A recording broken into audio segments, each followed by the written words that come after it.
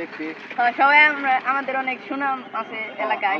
আমরা মনে করে পায়ে ধরতে হয় না সবাই। আমি যেদিন গেছিলাম আমার পায়ে ধরে ওই যে জুতা নিয়ে আইলো। আমিও দেখছিলাম জুতা এটা না দুইটা নিয়ে। ভাই আমরা ওই এলাকার গণ্যমান্য জঘন্য ভালো গণ্যমান্য ভালো আর কি। আমি একটু বিপরীত বলছিলাম তো ভাই, তাহলে আমরা তো অনেক বছর ধরে কোম্পানি দিই না, এবার যদি না দিই তাহলে তো সম্মান একবারে থাকবোই না। এমনি যদি এখন বাঁচার লাগবো তো সম্মানটা যদি না বাঁচাইতে পারি তাহলে তো এখন একবারে এলাকার মধ্যে তো থাকুনি যাইতেছে না, বুঝলেন। আমি কালকে গভীর রাতে ওই রাত 7:30 বাজে অনেক মনোযোগ দিয়ে ভাবিলা মনে কর আমি পাইলাম যে আমি ঠিক করেছি যে তোকে সাথে নিয়ে আরো যদি 5-6 জনকে সাথে নেওয়া যায় তাহলে ওদেরকে সাথে নিয়ে আমি 5 কেজি ওজনের একটা হাতির মতো দেখতে ছাগলের বাচ্চা। তো আমি ঠিক করছি এত বড় যেহেতু আমি কুরবানি দিব, এত বড় একটা জন্তু, তো একটু তো আমাদের জানাইতে হয় সবাই যে আমরা কিপটাম না, ঠিক আছে, এটা তো সবাই জানাইতে হয়। আমি ঠিক করছি যে তুই এখন এলাকায় শহরে তুই মাইকিং করার ব্যবস্থা করবি, এমনকি সংবাদপত্র তুই লিখিয়া দিবি যে আমরা হাতির মতো দেখতে প্রয়োজনে তুই পোস্টার লাগাবি। তুই আমার ফোন লয়ে যা 2 টাকা দিয়ে উনি কালকে ঠিক করে লই যা, এখন যা ফোন দে এই মাইকিং করার লয়ে যা। ভাই ফোনও নয় না ভাই, চার্জ দেন না ভাই, আমার ফোনে তো চার্জ নাই। আরে যা, তোরে কালকে 2 টাকা দিমুনি, এখন তুই মদনের দোকানে যায়া মোবাইলটা ঠিক করে তুই ফোন দিয়ে মাইকিনে ব্যবস্থা করে যা ভাই 2 টাকা দিব। দিব না মানে শালা 2 টাকা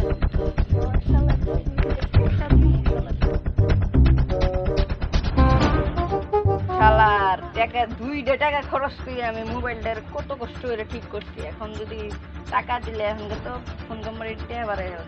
তাহলে 1 মিনিট কথা গেলে 3 টাকা করে কাটে যাই। শালা রে নিজের দ্বারা বই থাকে শালা রে টাকা। আরে চাইলাম জল পাইলাম শরবত। এই বেটে কত এদিকে শুন, কি বল? আবে শুনলাম তুই বলে খুব ভালো মাইকিং করিস। অবশ্যই আমি খুব ভালো মাইকিং করতে পারি। আমি কেবল মাত্র আরেকটা মাইকিং কম্পোজ করতেছি। শুন তাহলে আমি আর আমার ভাই মিলে এটা বড় একটা কুরবানির জন্য একটা আয়োজন করেছি, এটা সবাইকে জানে। শুন তোর কানে কানে বলি, 5 কেজি ওজনের হাতির নেলকা দেখা যায় হেবা ছাগল। এতে আমি কি করব? তোর কাজ হলো যে এটা তুই মহল্লায় সারা পৃথিবীতে ছড়াতে হবে না, শুধু এলাকায় ছড়াই দিলে। শুনে এই কাজটা যদি তুই করতে পারস তাইলে তোরে আমি পুরো 1 কেজি মাংস থেকে একটা গোস্ত দিব। শালা কিপটা করে কিপটে। কিছু বলছিস নাকি? না আমি কি বলবো? তাহলে কি বলবি? ঠিক আছে আমি যাই, তাহলে আমি করে দিরো। শালা তোর মাইকিং।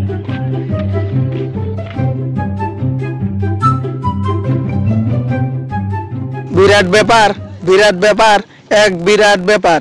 এলাকার গণ্যমান্য সকলের প্রিয় 2 জঘন্য ব্যক্তি, হারকিপটা যাদের কেউ দেখতে চায় না, সেই 2 মহান ব্যক্তি এইবার জীবনের প্রথম কুরবানি দিবে, তাও আবার 5 কেজি ওজনের হাতির মতো একখান ছাগলের বাচ্চা দিয়ে। বিরাট ব্যাপার এক বিরাট ব্যাপার।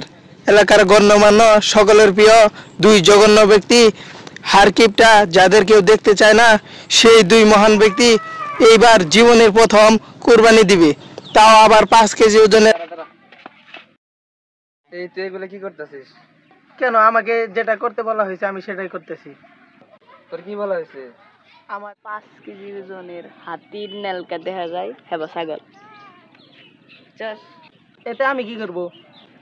তোর কাজ হলো যে এটা তুই মহল্লায় সারা পৃথিবীতে ছড়াতে হবে না, শুধু এলাকায় ছড়াই দিলেই হবে। শুনে এই কাজটা যদি তুই করতে পারস তাইলে তোরে আমি পুরো 1 কেজি মাংস থেকে একটা গোস্ত দিব। কিছু বলছিস নাকি? না আমি কি বলবো? তাহলে কি বলবি? ঠিক আছে আমি যাই, তাহলে করে দিও। শালা তোর মাইকিং আমি। আচ্ছা তুই যা, আমি দেখতেছি। আচ্ছা, আসসালামু আলাইকুম।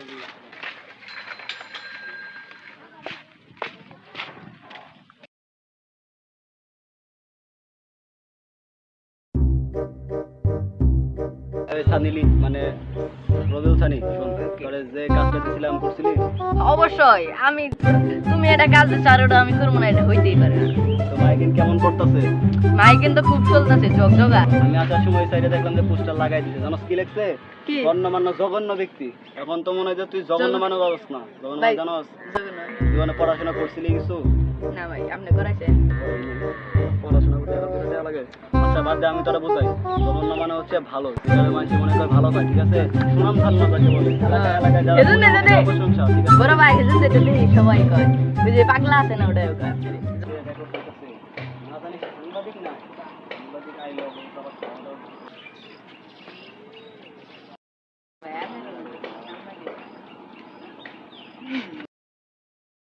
তৃতীয় জনের ছাগলে আমরা আসসালামু আলাইকুম। হুজুর আসসালামু আলাইকুম।